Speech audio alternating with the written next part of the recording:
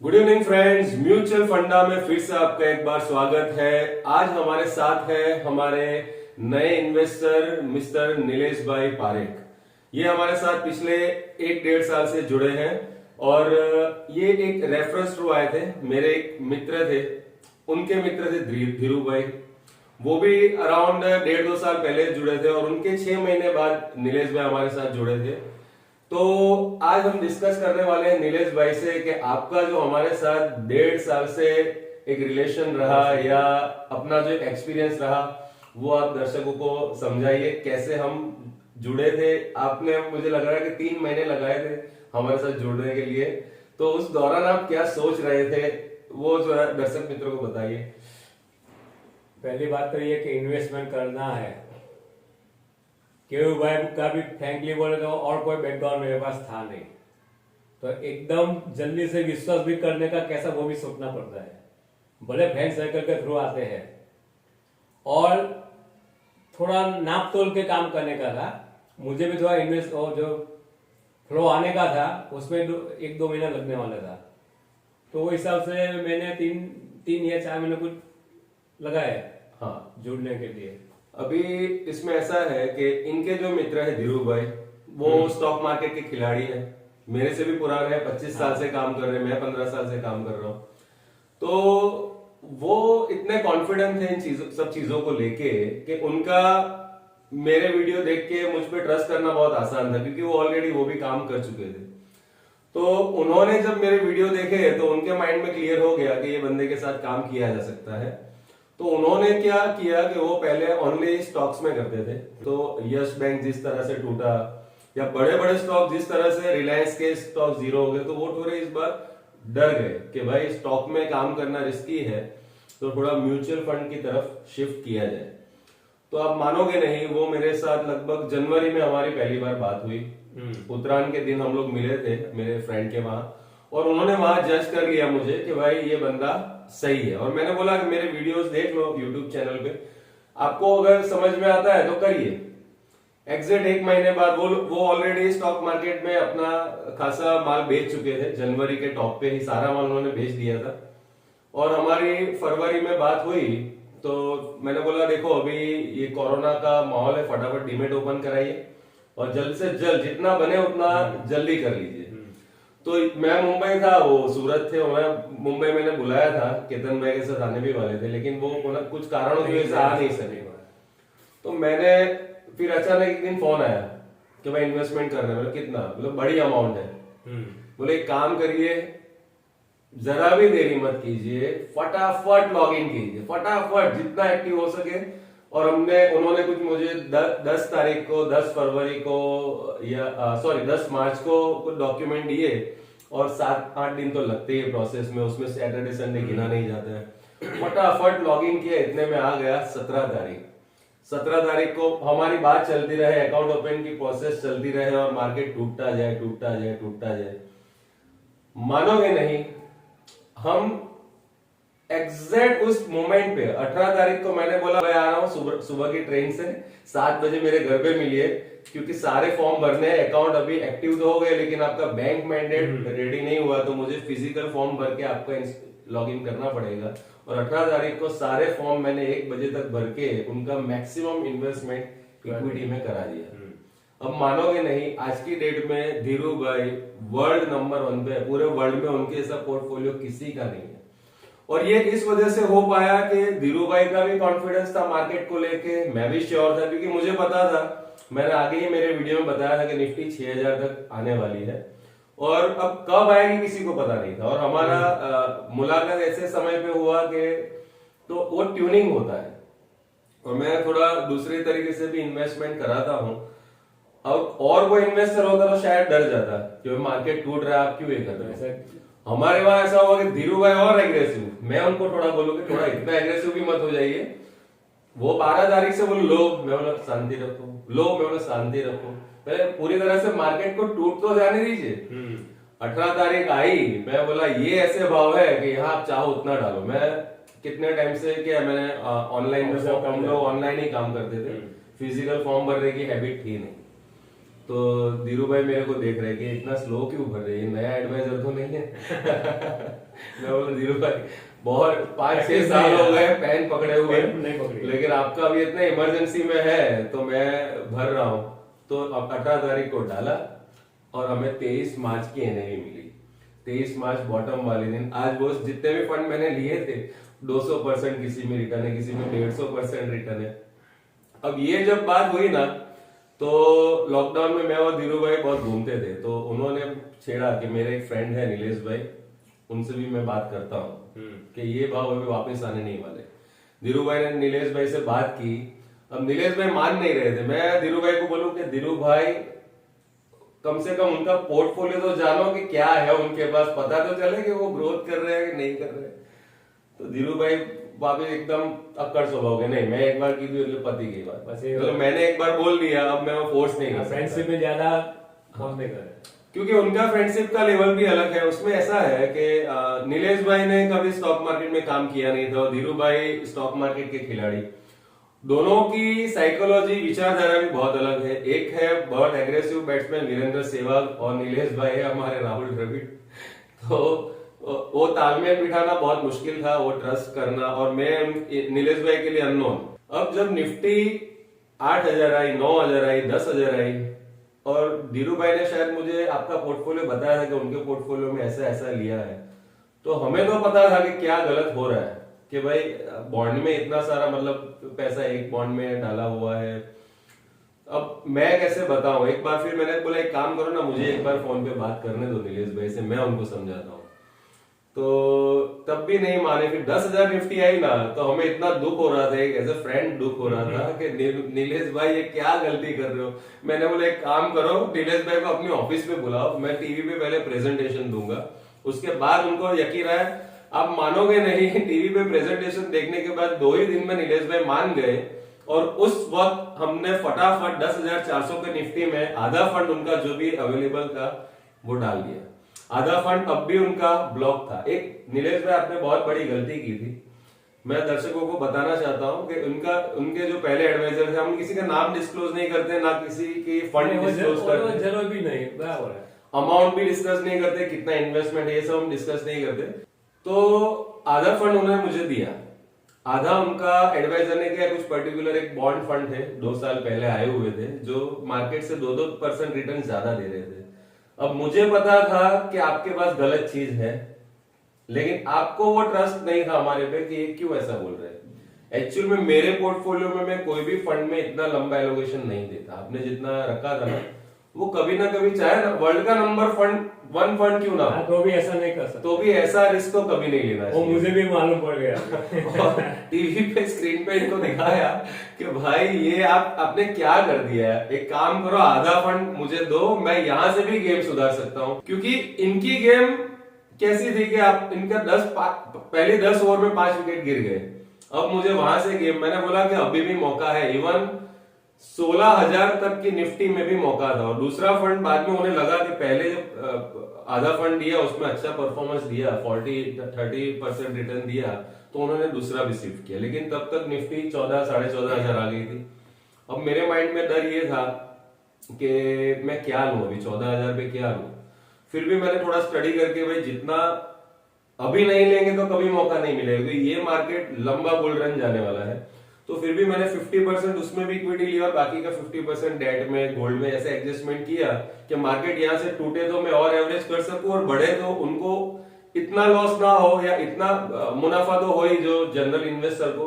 क्योंकि मेरा मानना यह है कि कोई बंदा 8,000 पे आया हो या 18,000 पे आया हो, अगर आज कोई इन्वेस्टर आया 18,000 पे भी मेरे पास इन्वेस्टर नए आए थे, तो उनका एलोकेशन मैंने इस वे में किया कि बॉन्ड में लिया, डेट फंडों में ज्यादा लिया, इक्विटी में सिर्फ 20% रखा। आपको एक बात बताऊं, जनरल एडवाइजर क्या करते हैं कि इक्विटी में उनको 1% कमीशन मिलता है, तो वो ना 18,000 देखते हैं ना 8,000, वो उसमें वो डालेंगे। 100% इक्विटी में डाल देंगे, आपको बोलेंगे लॉन्ग टर्म में रिटर्न आ जाएगा। लेकिन 5 साल तक आपको 1 रुपया रिटर्न नहीं आएगा, तो आपकी लॉन्ग टर्म एवरेज को वो कम करेगा। क्योंकि 2008 के टॉप में जिन लोगों ने फंड लिए थे, आज की डेट में भी उनका रिटर्न 7% की सीएजीआर से बढ़ रहा है। भले उन्होंने कितने साल लिए, 13-14 साल लिए, लेकिन वो सीएजीआर सिर्फ 7% बैठा है आज के ऑल टाइम हाई मार्केट में। अब इनके साथ ऐसी दोस्ती है कि भाई मैंने आज भी उन्होंने शायद हम पे ट्रस्ट करके छोड़ दिया। आज मैंने पहले ट्रांजेक्शन किया, बाद में उनको फोन किया कि आज 50,000 का मैंने बाइंग किया हुआ है, क्योंकि अगर अपॉर्चुनिटी को हम ग्रैब नहीं करेंगे, और ऐसा भी नहीं है कि यहाँ से 1000 पॉइंट और गिर सकता है तो हमारे पे एवरेजिंग के लिए पैसे हैं।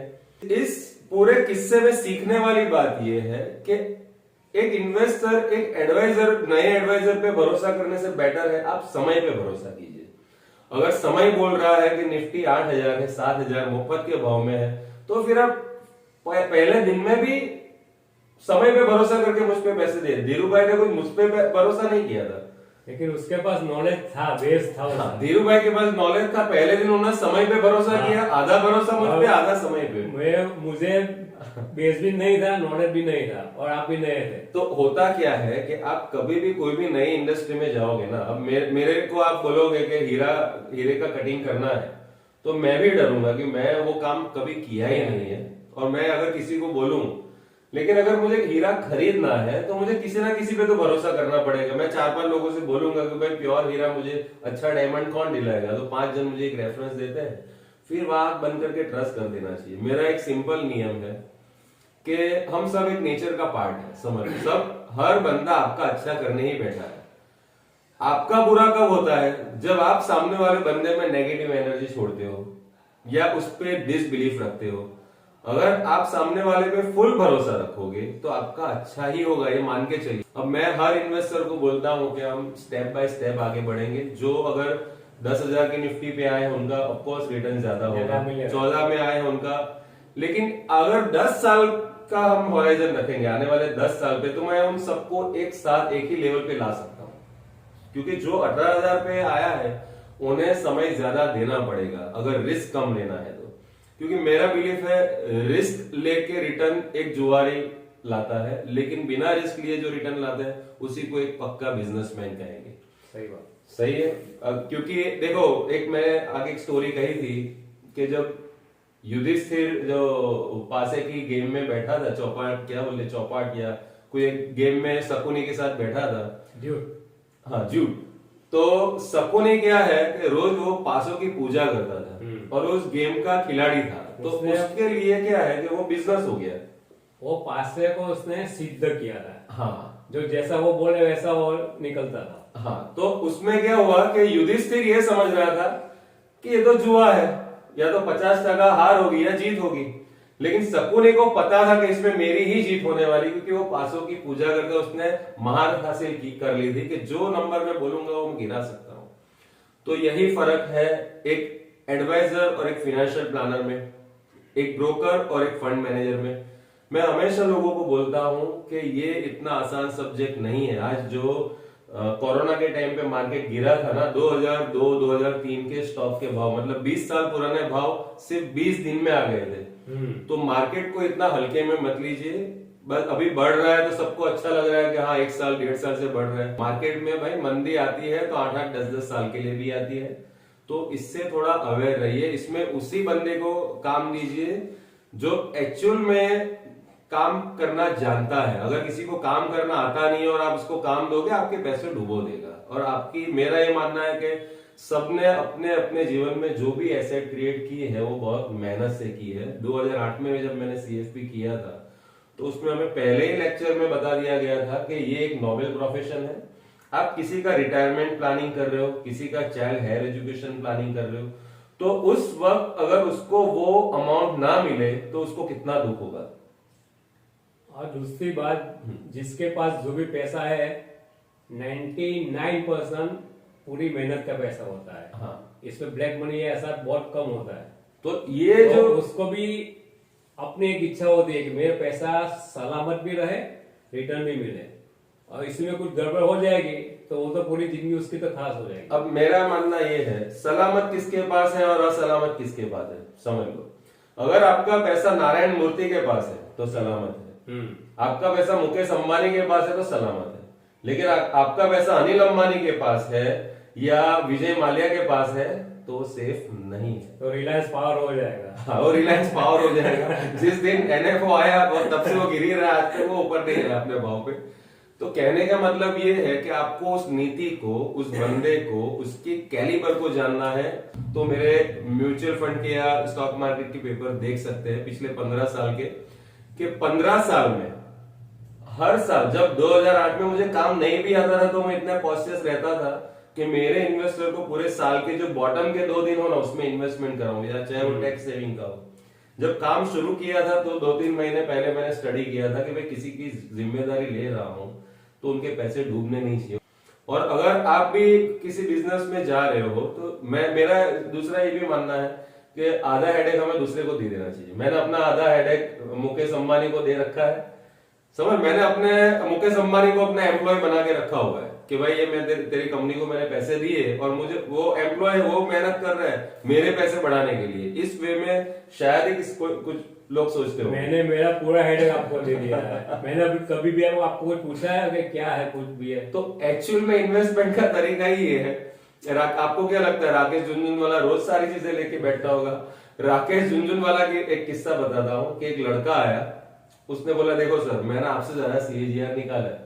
तो राकेश झुनझुनवाला ने बोला ले 1 करोड़ मैं तेरे को दे रहा हूँ, प्रॉफिट लाके दे। उसने प्रॉफिट लाके दिया, 10 करोड़ उसको दिए हुए खुद के, समझ रहे? राकेश झुनझुनवाला भी अगर उसे लगता है कि मुझसे ज्यादा इंटेलिजेंट कोई बंदा है, सीखना मिलता है सीखने का, हाँ, तो आधा ट्रांसफर उसको कर देता है कि भाई चल मेरा आधा हेडेक तू पकड़।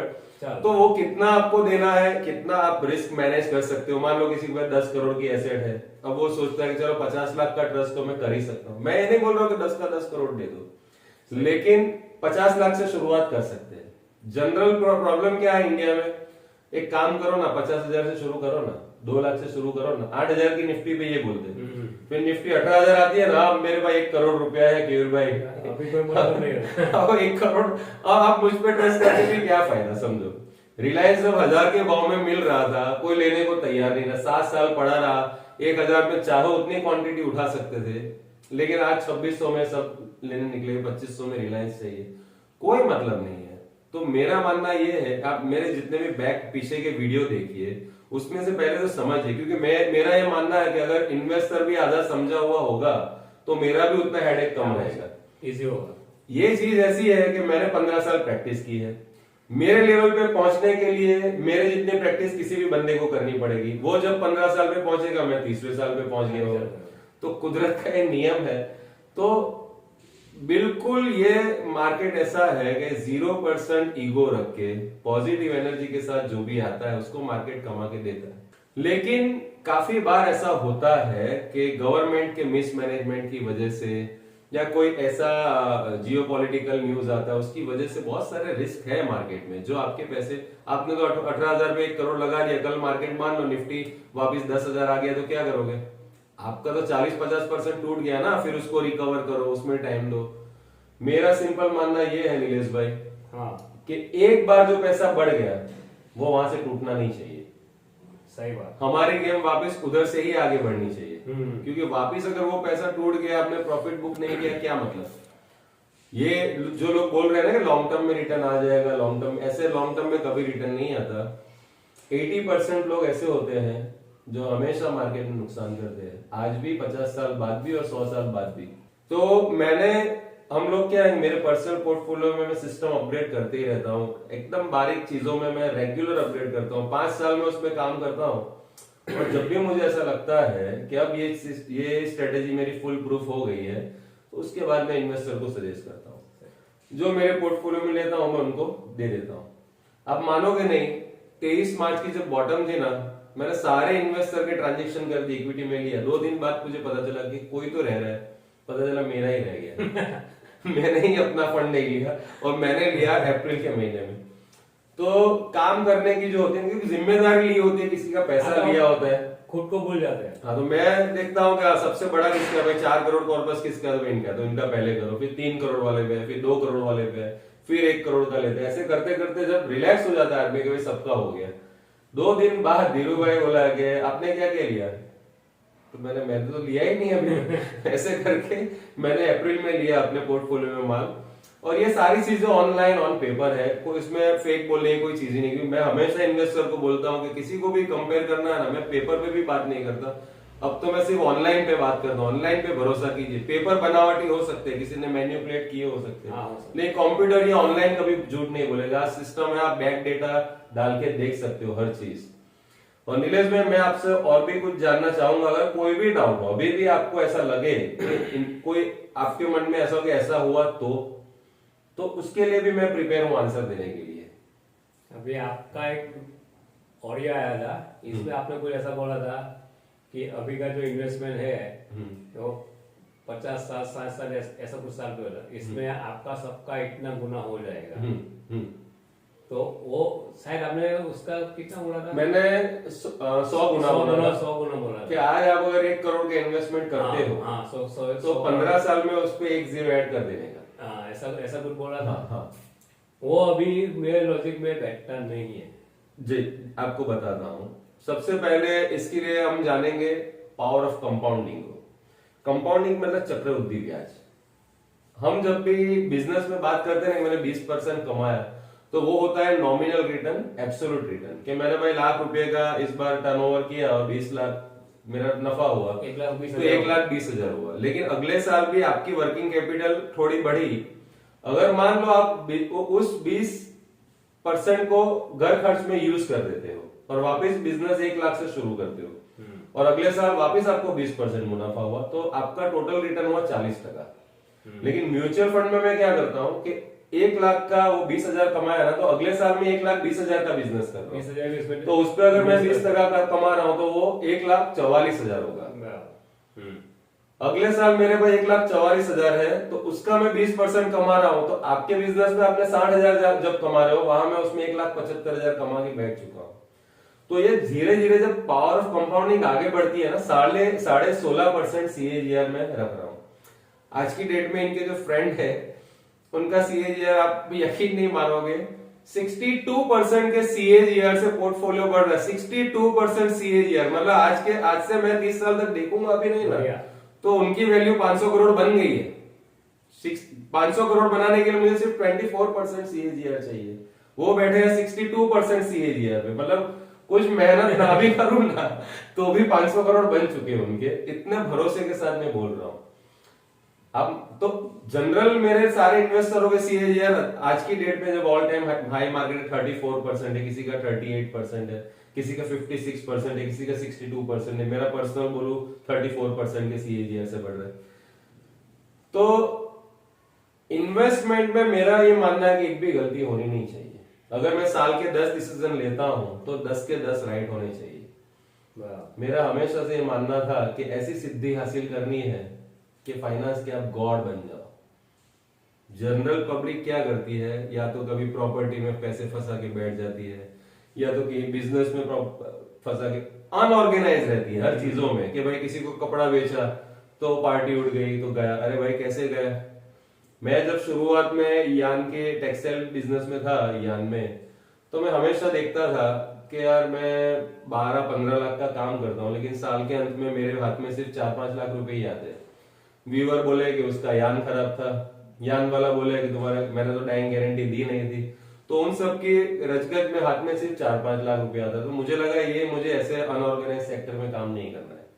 टेक्सटाइल का भी हमारा काम था, तो एक तो इतने यान पहले लो, पेमेंट एडवांस पेमेंट दे के यान लो, फिर इतनी मेहनत करके कपड़ा बनाओ, 60-70 दिन की उधारी दो, 60-70 दिन के बाद भी अपना ही पैसा लेने के लिए उधर जाओ, भाई पैसा दो या पेमेंट दो, और दुकान बंद करके निकल गया हो।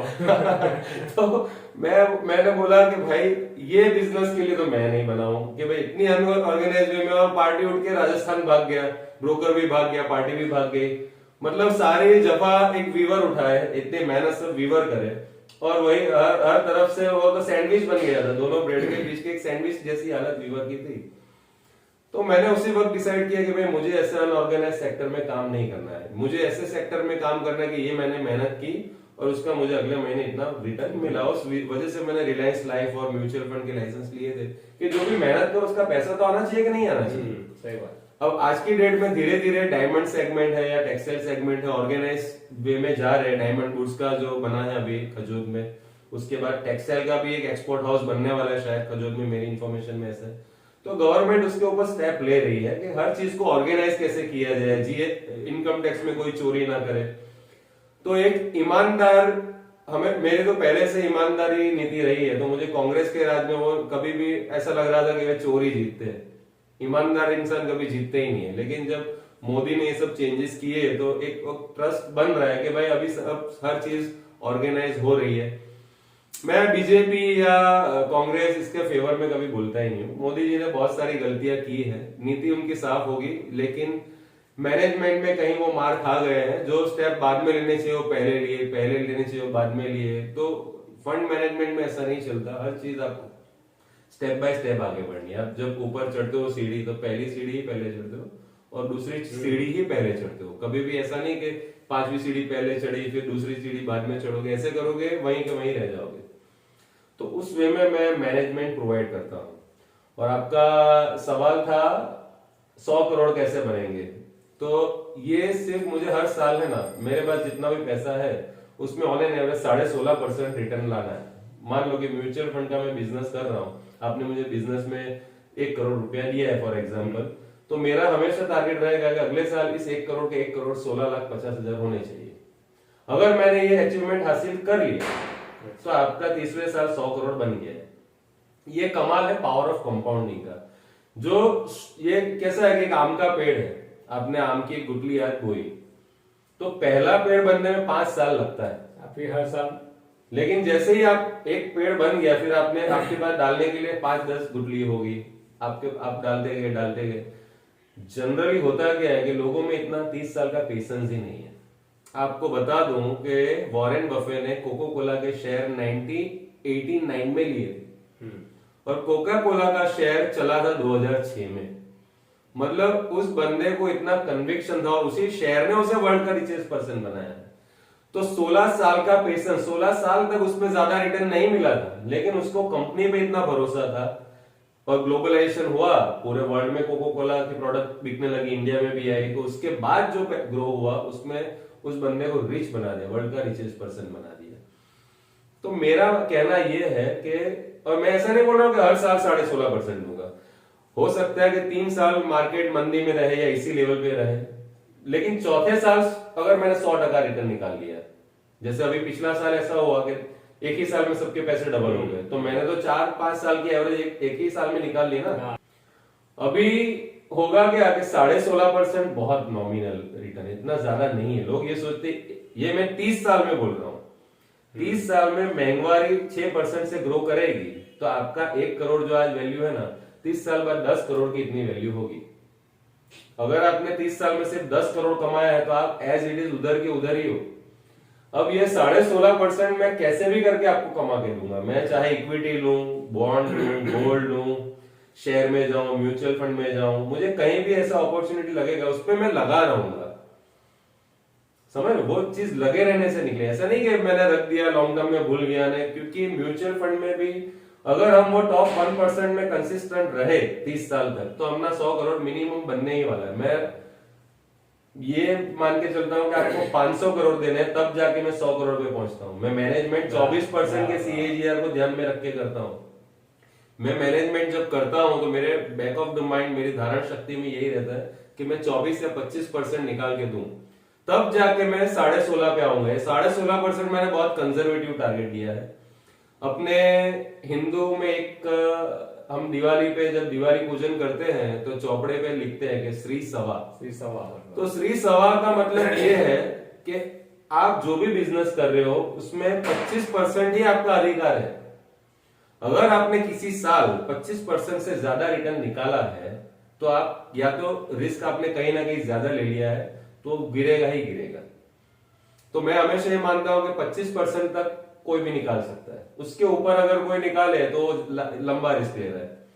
अगर मेरा ये मानना है कि लोग ये समझते ही नहीं है कि वॉरेन बफे का भी अगर आज से 4-5 साल पहले का CAGR 21% था, लेकिन पिछले 5 साल में उसने एवरेज 17% पे ला दी है।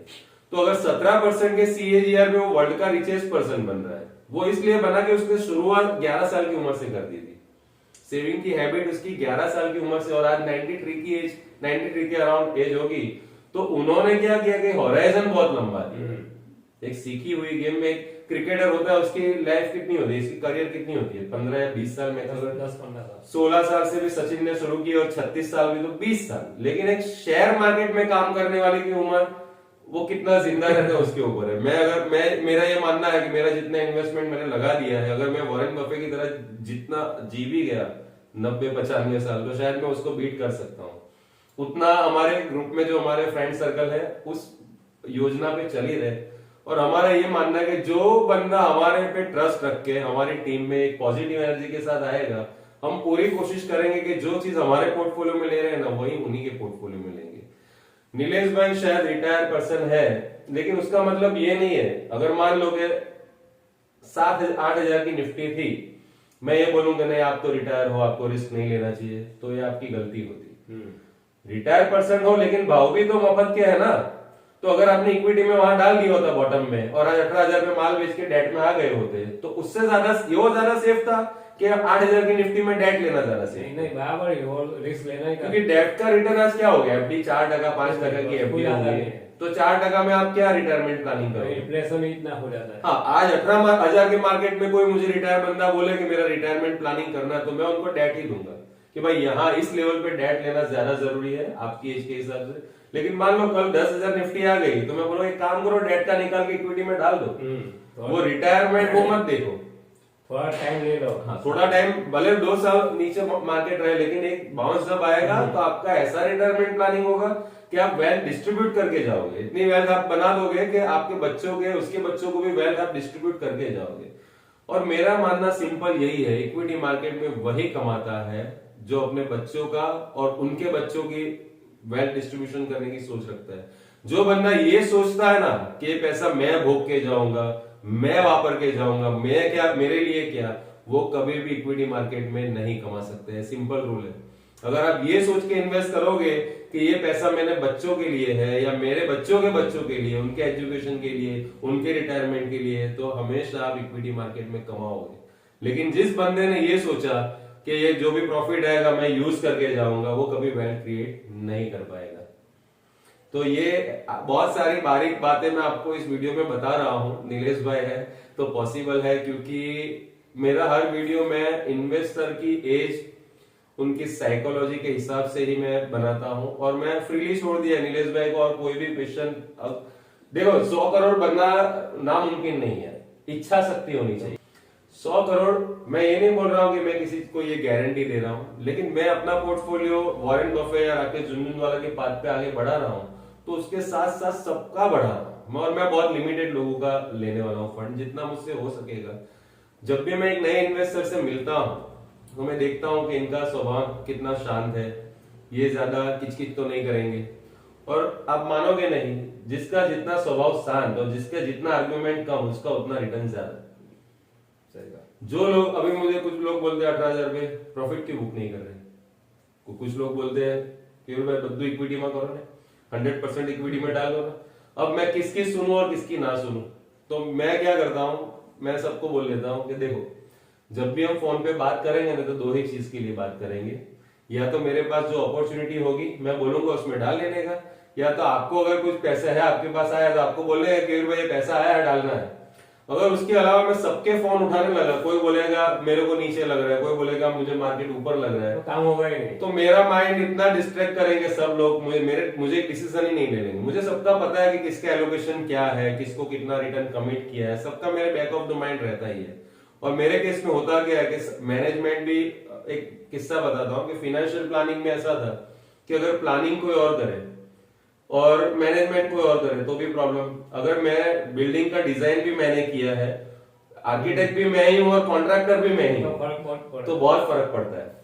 जनरल मार्केट में क्या कर, डिजाइन किसी ने बनाया है और कॉन्ट्रैक्टर कोई और रखा है, डेवलपर कोई और है, तो उससे मजा नहीं आता। मैंने उसी वक्त सोच लिया था कि मैंने तो ईमानदारी से डिजाइन अच्छा बनाया, लेकिन अगर कॉन्ट्रैक्टर ने उसमें मिलावट कर दी, सही सरिया नहीं डाला, सही माल नहीं डाला, तो भी प्रॉब्लम। तो मैंने क्या किया कि आर्किटेक्ट भी मैं बन गया, कॉन्ट्रैक्टर भी मैं बन गया, और बिल्डिंग खुद ही खड़ी करके देता हूँ कि एक ही रूफ के नीचे आपको प्लानिंग, एग्जीक्यूशन और फंड मैनेजमेंट प्रोवाइड करूं, और स्किल को उस लेवल पे ले जाऊं कि कभी नुकसान होगा ही नहीं। मतलब प्रोड्यूसर, डायरेक्टर, एडिटर। अभी मान लो कि बहुत डिस्ट्रीब्यूटर ऐसे थे जो मुझे सेल्स मैनेजर बनाना चाहते थे या हमेशा ब्रोकर या एडवाइजरी बना के रखना चाहते थे, उनकी मीटिंगों में जाना ही बंद कर दिया। 1 साल गया, देखा है तो हर बार सेल्स की ही बातें कर रहे हैं, उसकी मीटिंगों में जाना ही बंद कर दिया और फिर खुद फंड मैनेजमेंट पे लग गया कि भाई अगर इन्वेस्टरों के साथ रिलेशन बढ़ाना है लॉन्ग टर्म, अगर मेरा ये मानना है कि कम पटरी डालो लेकिन लंबी पटरी डालो, कम पटरी डालो ट्रेन की लेकिन लंबी पटरियां डालो। ज्यादा पटरियां डालने से आप वहीं के वहीं खड़े रहोगे, लेकिन अगर कम पटरी डाली और लंबी डाली है तो गाड़ी आपकी लंबी जाएगी। तो बस आज के वीडियो में हमें यही कहना है। नीलेश भाई को मैं एक और चांस देता हूं कि कोई क्वेश्चन है तो पूछे, नहीं तो फिर आगे क्वेश्चन अभी नहीं है। आपको बहुत बहुत बधाई और कांग्रेचुलेशन और आगे के ब्राइट फ्यूचर के लिए शुभेच्छा। मैं ये चाहता हूं कि एक ऐसा प्लेटफॉर्म बनाया जाए कि एक ही क्लिक में सबका एक साथ ट्रांजैक्शन हो जाए, ताकि हमारी मेहनत भी थोड़ी कम हो, हम स्टडी पे ज्यादा ध्यान दे सके, ना कि बैक ऑफिस वर्क पे। तो उस पे हम आ रहे हैं और हमें आप लोगों का सहयोग चाहिए कि भाई एक 50-100 करोड़ का हमने अगर बना लिया ना कॉर्पस, क्योंकि आईटी डेवलपमेंट में ज्यादा खर्चा है, तो हम चाहते हैं कि 50-100 करोड़ का इन्वेस्टमेंट के पूल बनाए और उन्हीं इन्वेस्टरों को अपनी कंपनी में रखे, उनके साथ गेट टूगेदर करें या एक जनरल मीटिंग एवरी 6 मंथ करें। मैंने इस प्रोसेस को बहुत ओपन रखा है कि सबको आईडी पासवर्ड दे दिया है ताकि 100% ट्रस्ट बरकरार रहे। मैं जितना भी ट्रस्ट बढ़ाने के लिए जो भी कार्य करना चाहता हूं मैं सब करूंगा। इन्वेस्टर को ये चाहिए तो मैं वो भी दूंगा, अगर आईडी पासवर्ड चाहिए वो भी दूंगा। पूरी ट्रांसपेरेंट सिस्टम है, इसमें कोई वो है ही नहीं कि वो पर्दे के पीछे कुछ और चल रहा है आपको कुछ, क्योंकि जो देने की भावना से ही कर रहे हैं। मैं तो अपने आप को इतना अपग्रेड कर चुका हूँ, कभी कभी मैं बोलता हूँ कि निफ्टी का एक लॉट ले लो फ्यूचर का, इन्वेस्टर डर जाते हैं। किसी को मैं फोर्स नहीं करता, मैं अपनी इंडस्ट्री का लीडर हूं तो मैं अपनी सक्सेस में आप सबको इनवाइट करता हूं, मैं किसी को फोर्स नहीं करूंगा। जो लोग मेरे चैनल देख रहे हैं, मेरे बाकी के वीडियो देख रहे हैं, उसको देख के अगर आपको समझ में आए या मेरे जितने भी रेफरेंस है उनसे बात करके आपको जितना समझ में आए, 100% ट्रस्ट होना तो ही आनेगा। अगर आपको 100% ट्रस्ट नहीं है और आओगे तो आपको रिटर्न नहीं मिलेगा। जिस दिन आपको 100% ट्रस्ट आ जाए उस दिन आप आ जाइए। वो आप बोलोगे मैं धीरे धीरे छोटा इन्वेस्टमेंट करके ट्रस्ट गेन करूंगा, होता है, हमारे साथ भी होता है कि नया बंदे का, लेकिन नए बंदे के साथ ऐसे ही थोड़ी जोड़ लो। मेरे बैक डेटा देख लो, मेरे जितने भी रेफरेंस है उनसे मिल लो, फोन पे बात कर लो। अगर मेरे सारे वीडियो में कुछ ना कुछ, मेरे सूरत में सारे HNI इन्वेस्टर के साथ काम चलते हैं, तो उनमें से अगर किसी को जानते हो तो उनपे फेथ करके 100% आ सकते हो। कहीं अंधे कुएं में गिरने से अच्छा है कि देखी हुई चीज में आप जाओगे तो ज्यादा सेफ रहोगे। तो बस आज का वीडियो यही खत्म करते हैं। नीलेश भाई, अभी नेक्स्ट मुलाकात दिवाली के बाद करेंगे। Thank you, all the best, thank you. आप भी मेरी open minded and positive investor की टीम में जुड़ना चाहते हैं तो मेरे नंबर पे कॉल कीजिए 9998893739। अगर इस वीडियो से, ये वीडियो इन्फॉर्मेशन पर्पज से बना रहे थे, एजुकेशन पर्पज से बना रहे थे, आपको वीडियो अच्छा लगा हो तो चैनल को सब्सक्राइब कीजिए, बेल आइकन को दबाइए ताकि मेरे नए नए वीडियो आपको मिलते रहे, लाइक बटन को दबाइए और मैक्सिमम लोगों को शेयर कीजिए। Thank you.